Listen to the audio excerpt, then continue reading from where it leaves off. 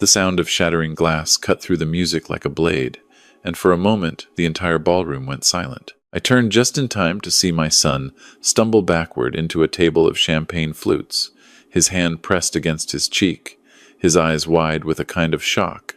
I recognized immediately not just pain, but the particular devastation of a man who had finally been shown exactly who someone really was. My son's business partner, the man who had stood beside him at the altar, as best man only 4 hours earlier, was standing 3 feet away, with his fist still raised, and his collar open, and his eyes burning with something cold and deliberate. And his older brother, the one sitting in the leather chair by the bar with his whiskey glass and his expensive haircut, leaned forward slowly and said with a smile that I will never forget for as long as I live, about time somebody knocked the idealism out of him. He never knew his place. In that moment, everything I had spent 32 years building as a federal cybersecurity investigator clicked into a single, perfectly clear thought. I reached into the inside pocket of my suit jacket, pulled out my phone, and scrolled to a name I had not dialed in 11 years. My name is Walter Greer. I am 64 years old. I spent the better part of my career hunting people who hid behind screens, behind corporate firewalls, behind layers of encryption and shell companies and plausible deniability. I had taken down fraud operations that spanned 3 continents. I had testified before Congress twice. I had seen things that would make most people lose faith in human nature entirely. None of that prepared me for watching my own son get hit in the face at his own wedding reception by the man he had trusted with everything he had built. Let me tell you how we got there. My son is my only child. His mother passed when he was 11, and I raised him alone through the years that matter most. I will not pretend I was a perfect father. I was gone too much, too consumed by cases that felt urgent and world-altering and, in retrospect, were never as important as the boy sitting at the kitchen table doing homework by himself while I was on a flight to somewhere classified.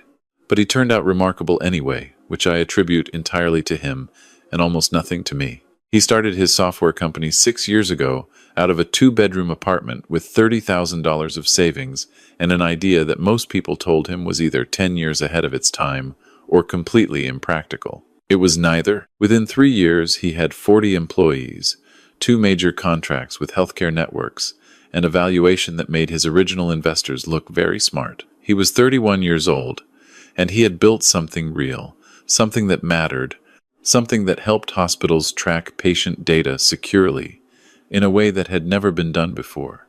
His business partner came into the picture about 4 years ago. He was older by a decade, well-connected, with a background in enterprise sales and a network of contacts that my son, brilliant as he was technically, simply did not have. The partnership made sense on paper. My son brought the product, his partner brought the relationships. Together they landed 3 of their biggest clients inside of 18 months. I did not like the man from the first time I met him. There was something in the way he spoke about my son's work, a possessiveness that did not match his actual contribution, a habit of using I when he meant we, and we when the credit belonged entirely to someone else. I mentioned it once, carefully, the way you mention things to a grown child who has every right to make his own decisions.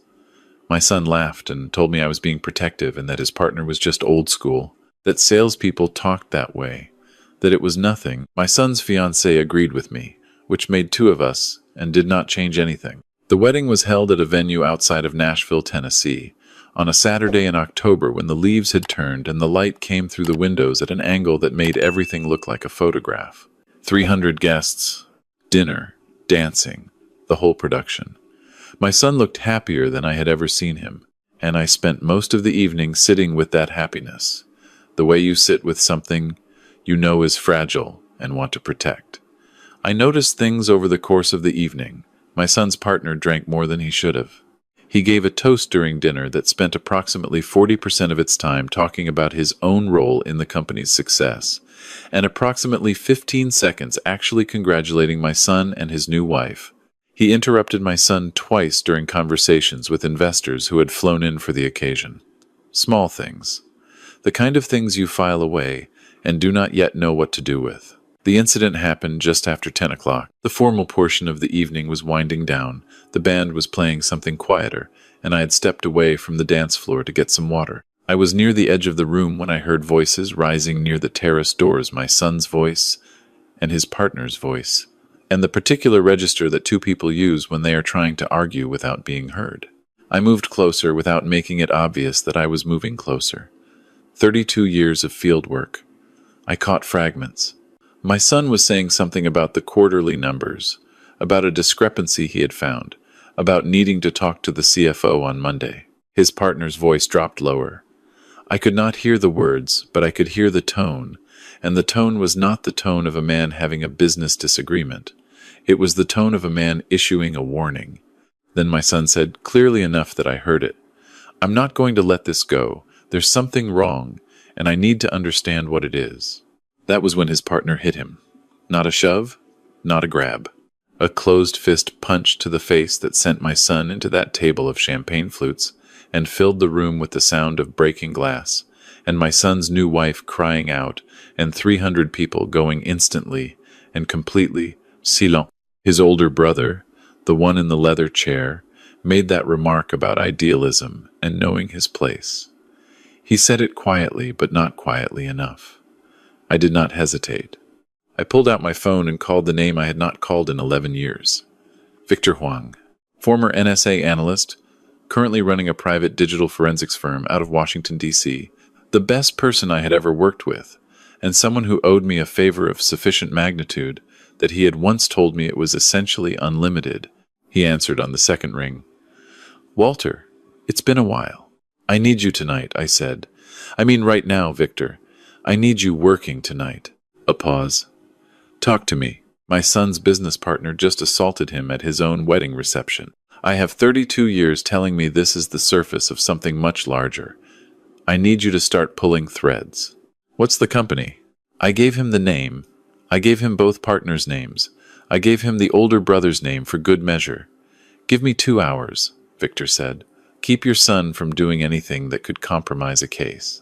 I walked across that ballroom with my heart hammering and my face completely still.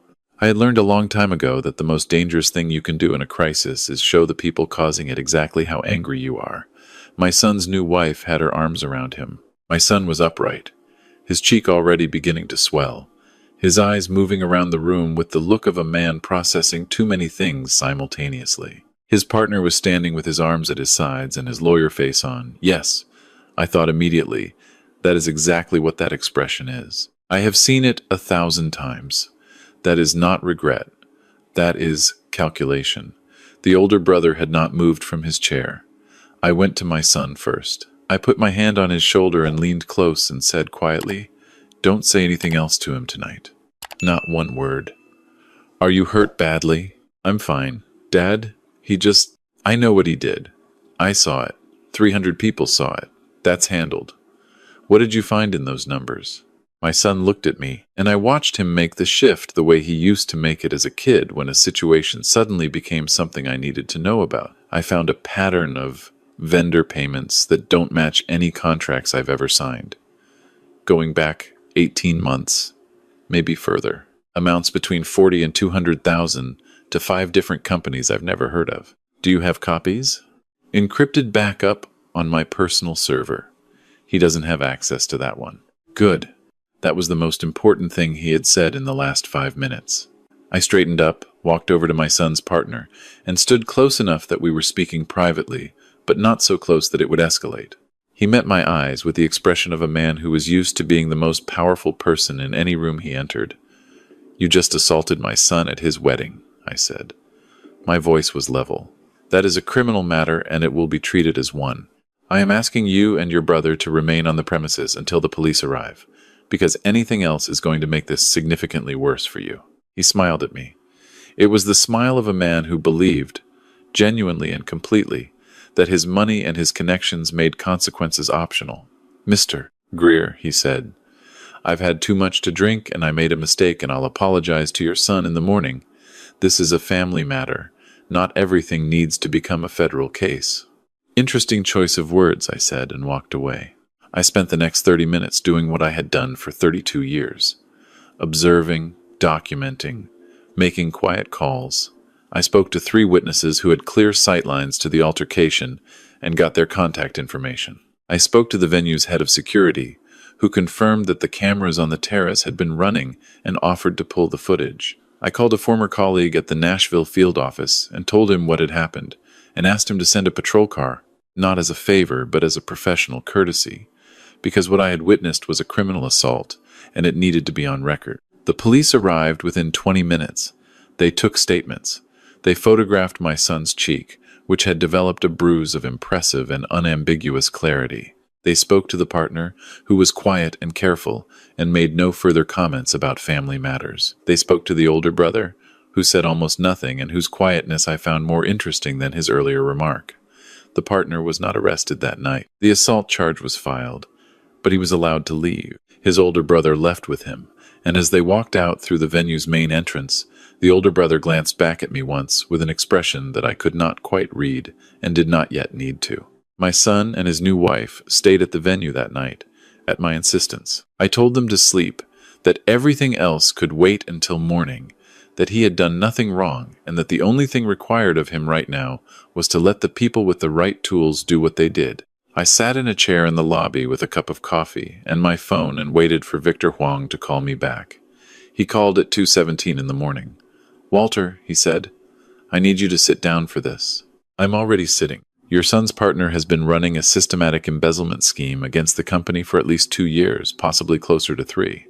The 5 vendor companies you mentioned, none of them exist. They're shell entities, registered in Delaware and Wyoming, all with the same registered agent, all created within a 6-month window, about 26 months ago. The payments your son found are just the ones visible at his access level. I'm seeing evidence of parallel payment structures buried 3 layers deep in the accounting system. Conservative estimate right now, and I want to emphasize right now because this number is going to get larger, is somewhere between $1.2 and $1.8 million. I closed my eyes. Is the older brother involved? That's the part that's going to surprise you. The older brother isn't just involved. Based on the financial flows I'm seeing, he's the architect. Your son's partner is the operator. But the structure of these entities, the way the money moves, the timing this, is somebody who has done this before and done it carefully. I'm already finding 2 previous companies where the older brother had some kind of advisory role and where the pattern looks similar, though the other companies were smaller and the amounts were lower. A serial predator. Not a man who had made opportunistic bad choices, but a man with a method, a blueprint, a practice system for inserting himself and his brother adjacent to successful businesses, and systematically extracting value until there was nothing left to take. Victor, how long has my son's partner known about the discrepancies my son found? A pause. Based on what I'm seeing in the system access logs, he's known your son was getting close for about 3 weeks. There are traces of document access and some file movement that suggest he's been trying to cover tracks. 3 weeks. My son had been getting close to the truth for 3 weeks, and the man had been quietly erasing evidence.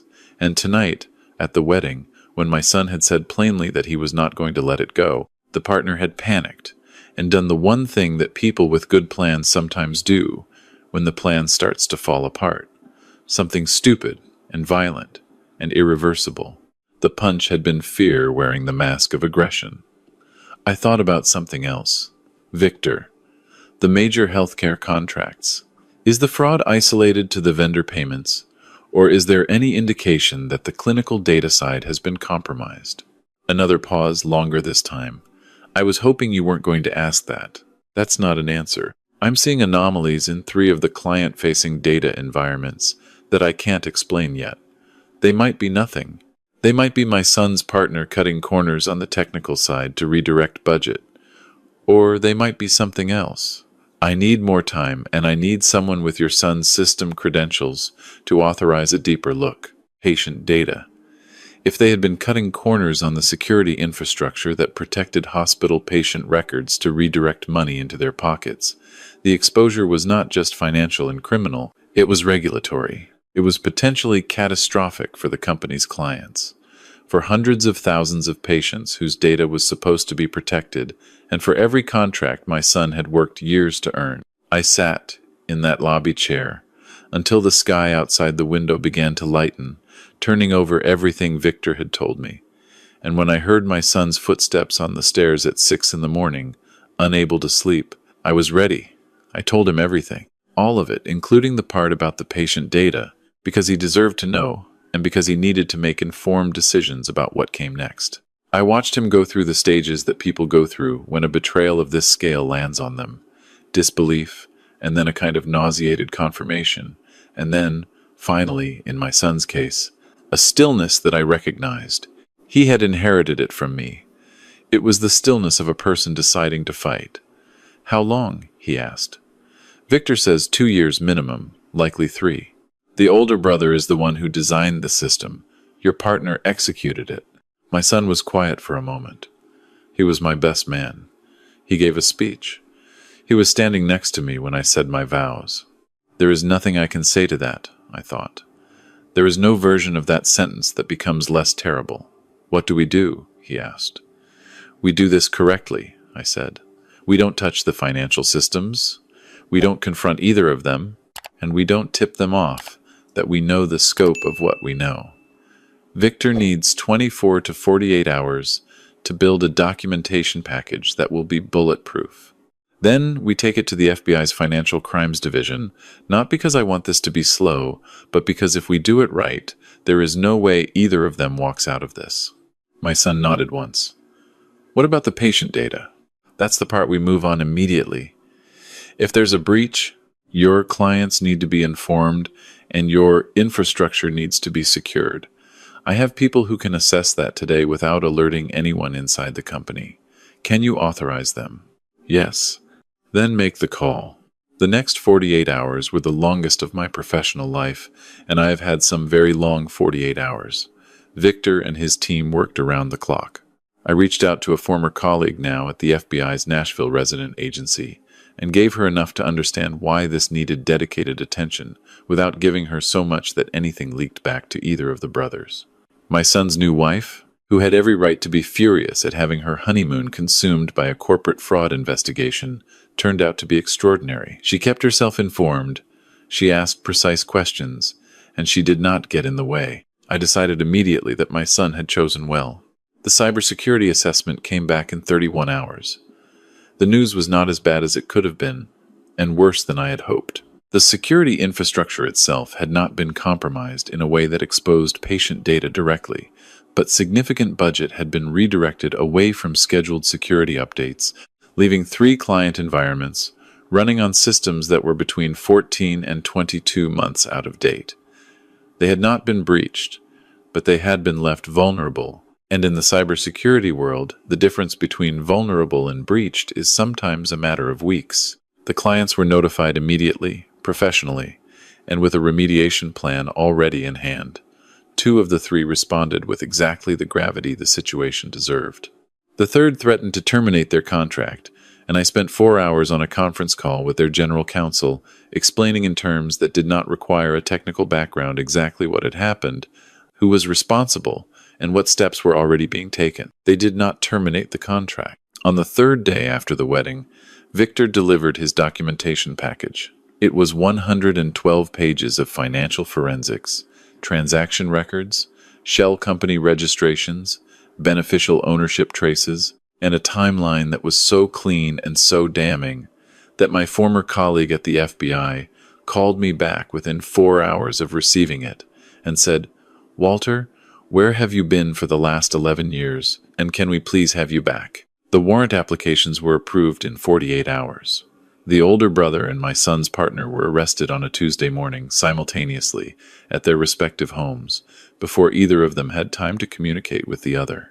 The older brother's home, a property he owned outright in Brentwood, valued at approximately $2.3 million, was searched, and investigators found documentation relating not only to my son's company but to 2 previous operations, both of which had resulted in the quiet dissolution of small companies whose founders had never understood what had actually happened to them. My son's partner, when arrested, reportedly asked 3 times for his attorney before the agent reading him his rights had finished speaking. The older brother said nothing at all, which his attorney later described as instructed silence, and which the agents who arrested him described as the expression of a man who had known for some time that this day was coming and had simply not believed it would arrive this soon. The charges were substantial: wire fraud, conspiracy to commit fraud, money laundering, and in the older brother's case, an additional charge related to the prior operations that investigators had begun building cases on in coordination with authorities in 2 other states. The total across all 3 operations was eventually calculated at slightly over $4 million across 7 years. The civil proceedings began while the criminal case was still in the pre-trial phase. My son's company sued for the full amount of the embezzlement plus damages. The shell companies were dissolved by court order, and their assets, such as they were seized. The partners' personal assets, the downtown Nashville condo, the investment accounts, the stake he held in 2 other ventures were frozen pending resolution. My son spent most of that period running the company, which had not stopped requiring his attention simply because his world had been upended. He hired a new CFO, a woman with a forensic accounting background who spent her first month essentially reconstructing the financial history of the last 3 years with the kind of methodical thoroughness that I found professionally admirable. He renegotiated the 2 contracts that had been most exposed by the security delays, and in both cases the renegotiations ended favorably. He brought on an outside board member with deep enterprise sales experience to replace the function his partner had served. He did not talk about what had happened at the wedding very much. When he did, it was quietly, and usually late in the evening when we were sitting on the back porch of his house, and the conversation had moved past the business matters and into the territory that fathers and sons sometimes find their way into when everything is quiet enough. "I keep thinking about the speech," he said one night, about 4 months after the wedding. How he stood up there and talked about partnership and trust and building something together. "He believed some of it," I said. "That's the thing about people like that. They're not always lying. Sometimes they mean the version of the truth that's most convenient for them." He was stealing from me while he was saying it. "Yes." My son was quiet for a while. "Did you know? Before that night, I thought about the answer to that carefully. I knew something was off.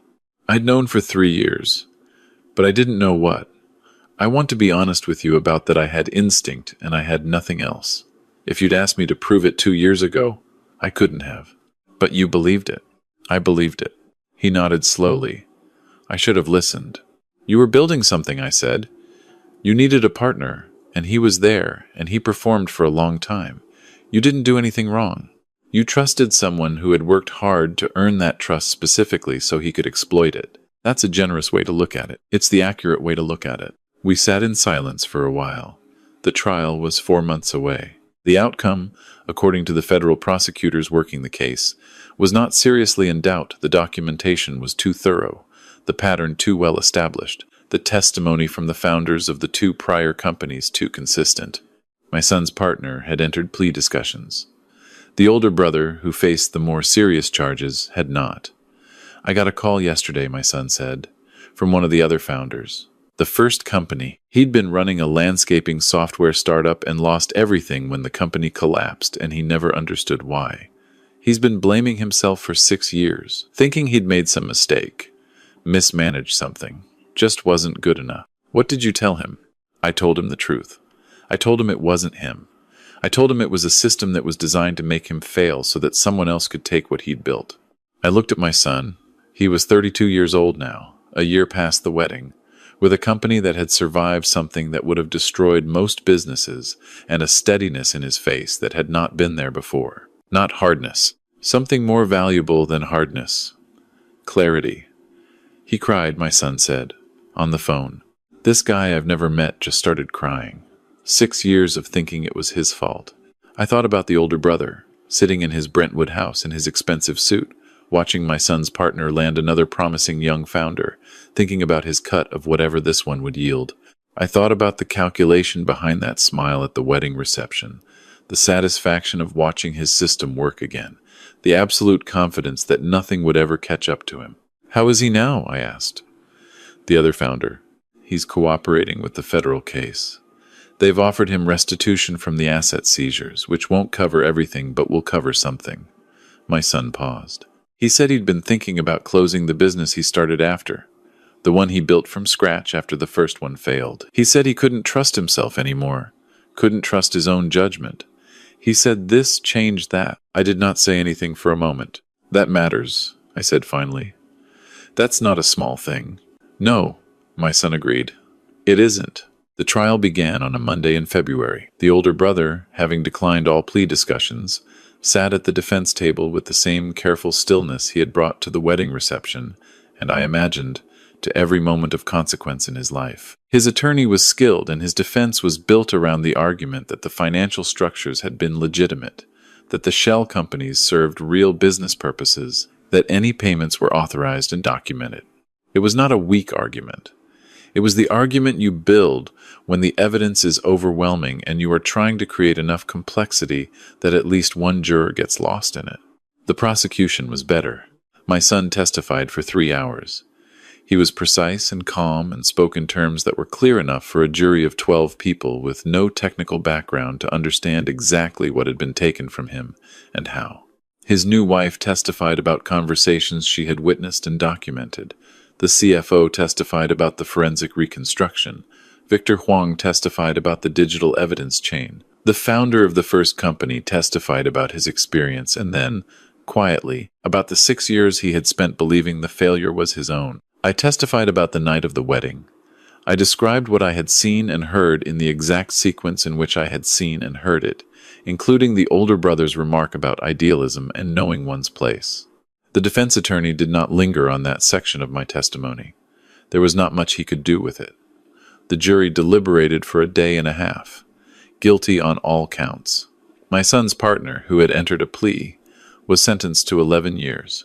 The older brother received 19, with the federal judge noting specifically the pattern of behavior across multiple victims and the particular cruelty of targeting founders at their most vulnerable, people who had built something from nothing and who had been systematically deceived at the moment they needed reliable partners most. The asset seizures funded a partial restitution to my son's company and to the previous founders. It did not cover everything. It never does. But the company was intact. The contracts were secure, and the team that had been built over 6 years was still there. I flew back to Oregon 3 days after the verdict. My son drove me to the airport, and we sat in his car in the drop-off lane for a few minutes, the way we sometimes do at the end of visits, neither of us quite ready to end the conversation. "I've been thinking about something," he said. "Tell me."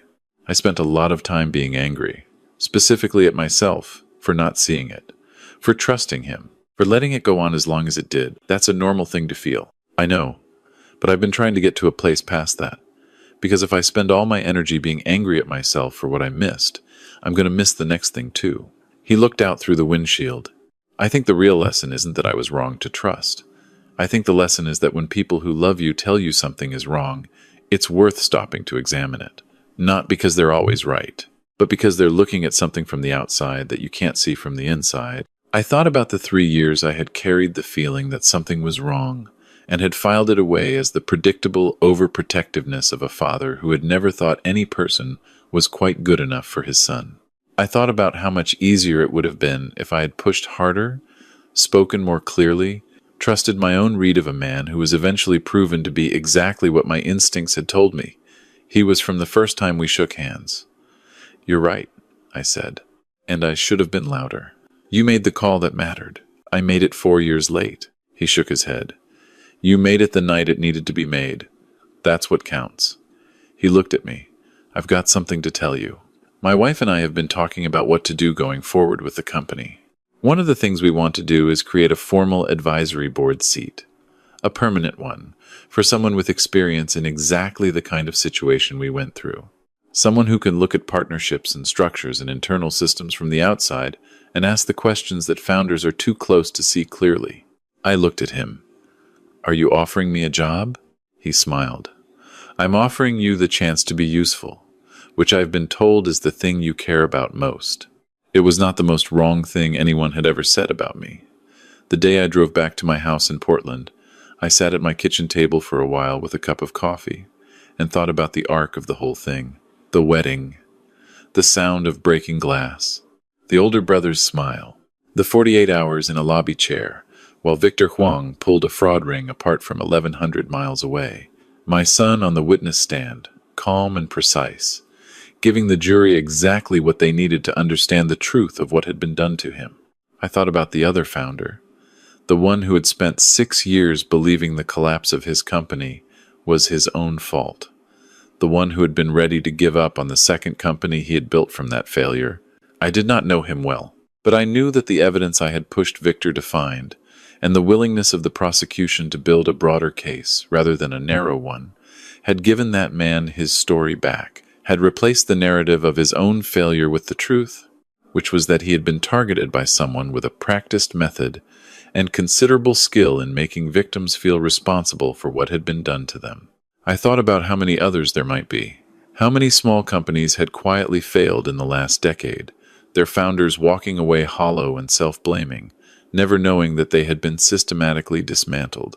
How many careful, patient predators were sitting right now in advisory roles and board seats and partnership agreements, running the same playbook with the same patience and the same confidence that they would never be found. I thought about the phone call I had made from that ballroom with the champagne flutes still breaking on the floor.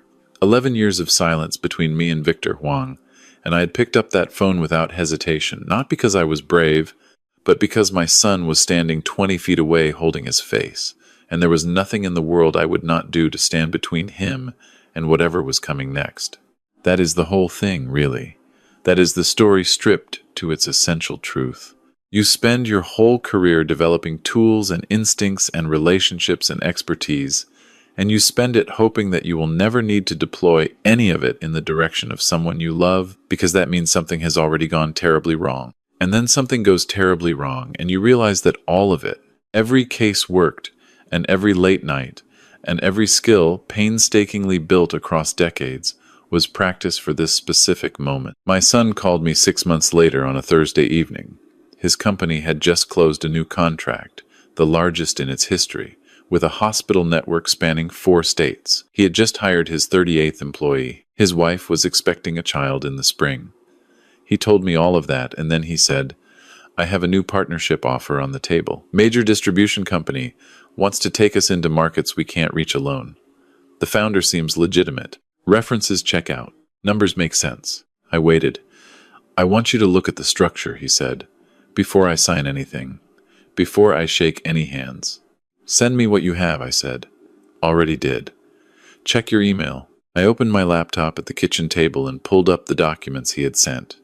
The term sheet and the background information and the financial disclosures, and I sat there in the quiet of my house in Portland, doing exactly what I had done for 32 years, but this time for a client who mattered more to me than any case I had ever worked. I found nothing wrong. The partnership was exactly what it appeared to be. I told my son so, in writing, with my reasoning documented, and then I told him to have his CFO run her own independent review, and then I told him to trust his instincts, because his instincts had gotten him 38 employees and a 4-state contract, and a company that had survived a betrayal that would have destroyed most people. He told me my grandson was going to have a grandfather worth bragging about. I told him that was an extremely high bar, and I would do my best. I hung up the phone and sat for a while in the kitchen, with the evening light coming through the window, thinking about nothing in particular and everything at once. Somewhere in a federal facility in Tennessee, the older brother was in the second year of a 19-year sentence, sitting with the consequences of a method he had built over a decade and deployed without mercy or hesitation. Somewhere in Nashville, a 32-year-old man was running a company that had not broken, that had come through something terrible and come out the other side of it intact. One phone call does not fix everything. It does not undo the years of damage, or give back the time, or erase the particular loneliness of discovering that someone you trusted was performing trust as a mechanism of control. There is no phone call in the world that does those things. But one phone call can be the first step on the only road that leads somewhere better than where you are. One phone call, made at the right moment by the right person who has spent a lifetime knowing exactly who to call, can set in motion a chain of events that reaches further than you can see from where you are standing in a ballroom at 10 o'clock at night, with your heart in your throat and your son's face beginning to bruise. I am Walter Greer. I am 64 years old. I spent 32 years learning how to find the truth in systems designed to hide it, and I spent most of those years thinking that was a career. It turns out it was preparation. When you see something wrong, when your instincts are screaming and the evidence is starting to accumulate, and the people you love most are standing in the middle of something they do not yet fully understand, you do not wait. You do not weigh the social cost or worry about overreacting or tell yourself you are probably being overprotective. You reach into your pocket. You find the right number, and you make the call.